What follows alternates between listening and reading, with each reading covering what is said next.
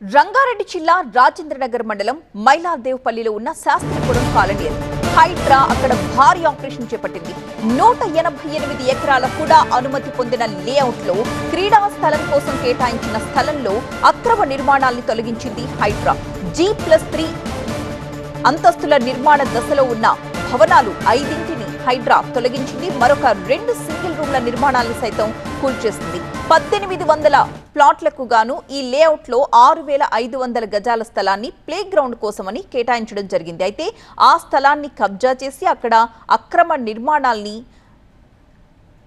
తొలగిస్తూ ఉన్న దృశ్యాలు మనం చూడొచ్చు. ఆ చుట్టుపక్కల ఉన్న ప్రాంతాల వాళ్ళందరూ కూడా పార్క్ స్థలంలో అక్రమ నిర్మాణాలు చేపడుతున్నారు అన్న సమాచారాన్ని హైడ్రా అధికారులకు అందించారు. వెంటనే హైడ్రా రంగంలోకి దిగిపోయింది. ఈ రోజు తెల్లవారుజామున 4:30 నుంచి శాస్త్రీపురంలో ఉన్న అక్రమ నిర్మాణాలన్నింటినీ G+3 భవనాలు 5 ఉన్నాయి అక్కడ, వాటన్నింటినీ కూడా తొలగించిన దృశ్యాలైతే మనం చూస్తున్నాం. దాదాపు వాటన్నింటినీ కూడా డిమాలిష్ చేసేసిన దృశ్యాలవి.